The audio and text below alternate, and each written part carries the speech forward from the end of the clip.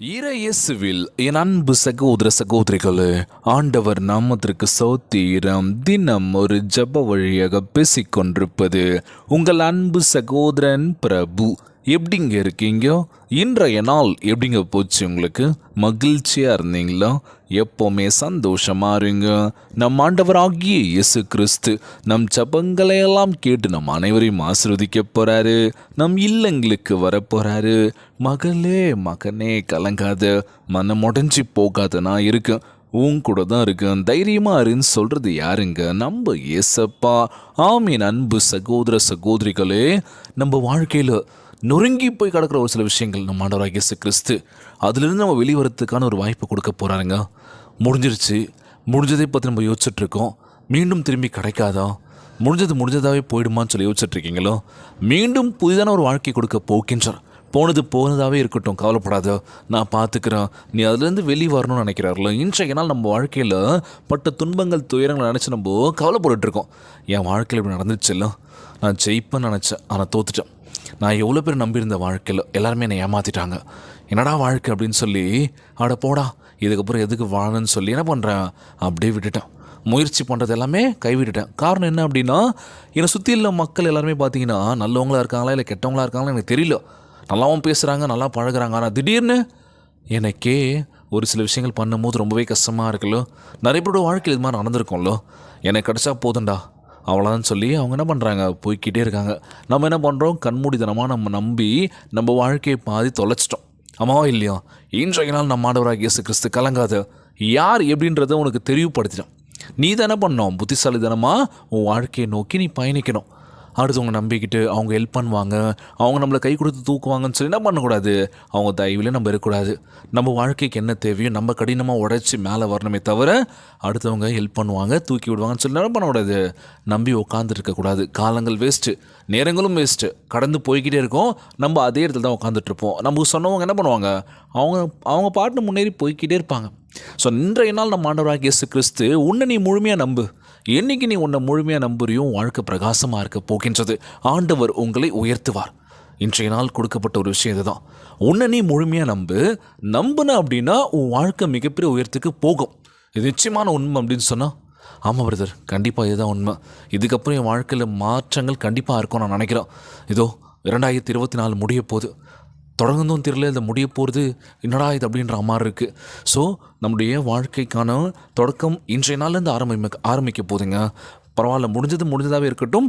புதிதான ஒரு தொடக்கத்தை நம்ம ஆண்டவராகிய இயேசு கிறிஸ்து கொடுக்க போகின்றார். நீங்கள் சோர்ந்து போகாமல், மனம் உடஞ்சிடாமல் தைரியப்படுத்திக்கோங்க. உங்களை எது நடந்தாலும் சரி, ஆண்டவரே உமக்கு நன்றி, ஒவ்வொரு நாள் நன்றி சொல்லிக்கிட்டே இருங்க. இன்றைக்கி நல்லபடியாக போயிருக்கலாம் எல்லாருக்கும். இன்றைய நாள் காலையில் ஏஞ்சிருப்பீங்க, ஏஞ்சதுலேருந்து இதோ இந்த நேரம் வரைக்கும் சந்தோஷமாக இருந்திருப்போம் அப்படின்னா கொஞ்சம்தான். வலிகளும் வேதனைகளும் பல கஷ்டங்கள் துன்பங்களை தாண்டி அதெல்லாம் மனசில் வச்சுக்கிட்டு உழைக்கணுமே, வெளியில் காட்டிக்கூடாது.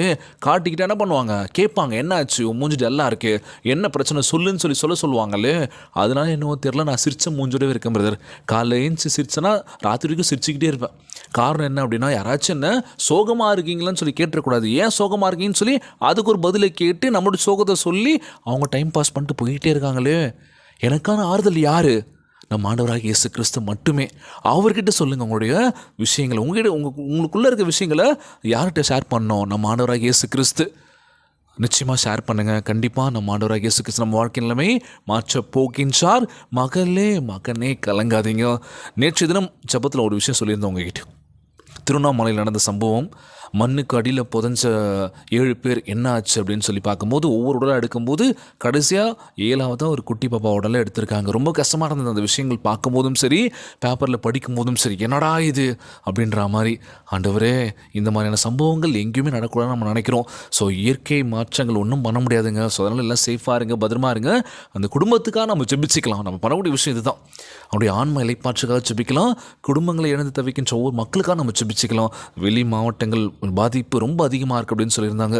ஸோ எல்லா மக்களும் நல்லபடியாக இருக்கணும், அவங்களுக்கு தேவையான உதவிகள் கண்டிப்பாக போய் சேரணும்னு சொல்லி ஜெபிச்சுக்க போகிறோம். இந்த ஜெபத்தை கேட்டுருக்கேன் அன்பான உறவுகள், நீங்கள் பண்ணக்கூடிய விஷயம் ஒரே விஷயம் என்ன தெரியுமா? ஜெபம் பண்ணுங்க, அவ்வளோதாங்க. ஜெபியுங்கள். முழு உள்ளத்தோடு முழு ஆன்மாவோடு ஜெபிக்கின்ற வேலையில் நம்ம ஆண்டவராகிய இயேசு கிறிஸ்து நம்மளை மிகப்பெரிய உயர்த்துக்கு உயர்த்த போக்கின்றார்.